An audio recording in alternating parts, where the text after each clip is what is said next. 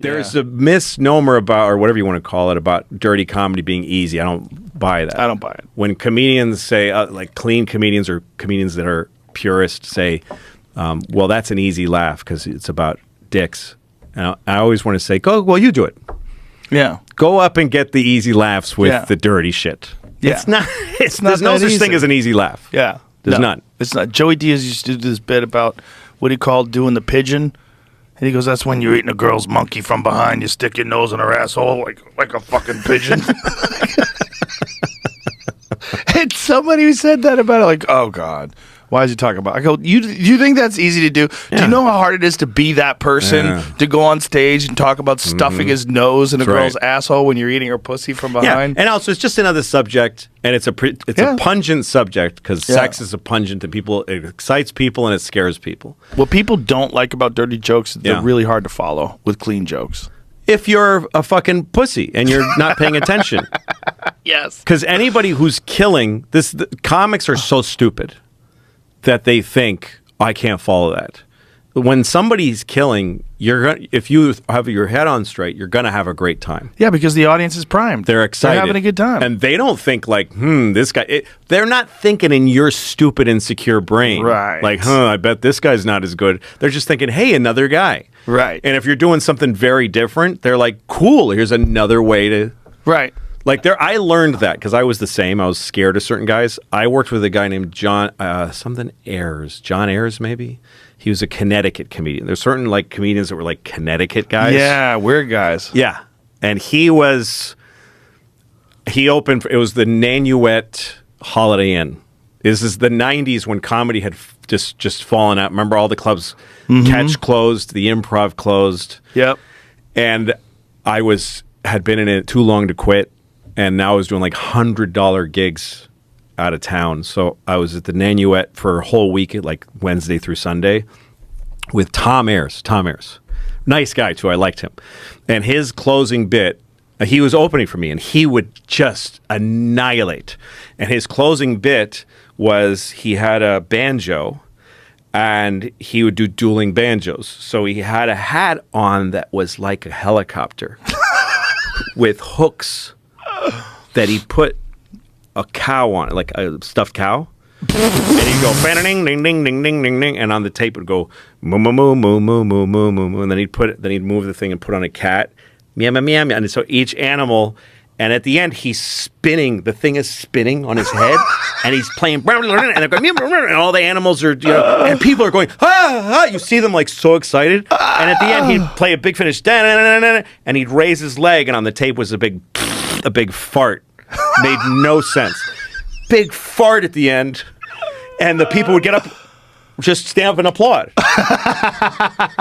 And I think Keith Robinson was emceeing for me. He's opening for me at MSG now.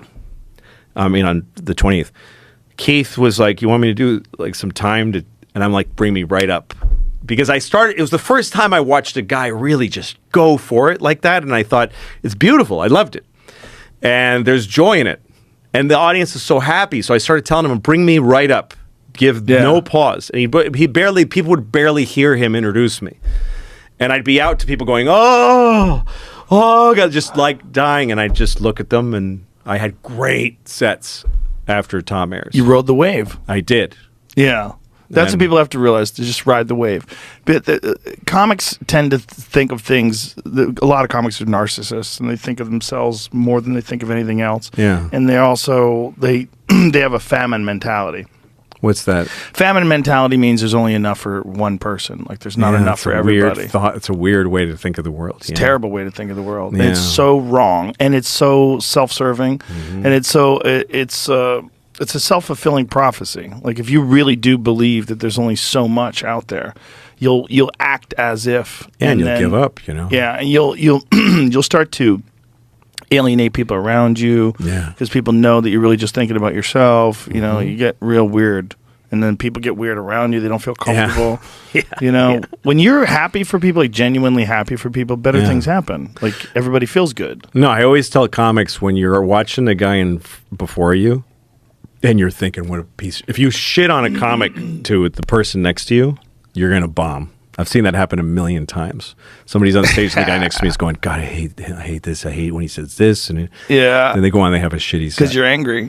Yeah, it's the last thing you should be thinking about. Yeah, yeah. You know? And also, some comedians, you know, a lot of us are frustrated. We wish we were like rock stars. So, you know, we want to look cool up there, but nobody wants you to look cool. Nobody wants to look cool. They just want to laugh. Yeah. But the looking cool thing is because you don't want to feel like a piece of shit, and you do, so you decide, I want to look cool, so that way I won't be a piece of shit. Yeah. And then you go up there and you just like ruin the vibe. Yeah. Yeah. It's so complicated. There's so much going on with comedy. Yeah.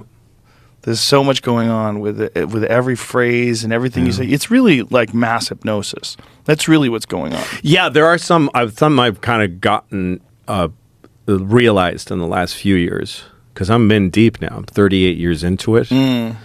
And there's like, you get another. It's like Scientology when they tell you about the aliens, you know. Like, you got to get really deep in. Yeah. You start to go, oh, there's shit about stand-up I didn't know. Yeah. And one of them is that there's some automatic laughs that you're getting. And you got to be careful with that. Right, just timing laughs. Yeah, you're just getting some laughs because, you know, like tags. A lot of tags are just like, all you're doing is spending that dollar again. And they'll laugh for you. And also, they're nice people. Yeah. The comedy audience automatically is a pretty nice person. They have fun. Well, and also they came to sit, and in this day and age of like staring into it, they put their phone down for the most part, and they sit with strangers, like shoulder to shoulder, and they listen to a fucking person, you know, for sometimes 2 hours. They're just listening. It's a very giving, you know, there's people that can't do that, like sit in a comedy audience. They're constantly, you know, like people you see leaving their table constantly. And some people, they just not built for it. But it takes a very patient and giving person. So they'll laugh. And I think about this when I do shit that's really fucked up, and I get some laughs, but I look at them and I go, you didn't want to laugh at that, but you did it for me. You did it for me. And especially if they're your fans. Yeah. But also, like, I have my ex-girlfriend, who's my dear friend. She's a comedian in France. Her name is Blanche Gardin. She's a hilarious comedian. She's a huge star in France. She's like the biggest star there.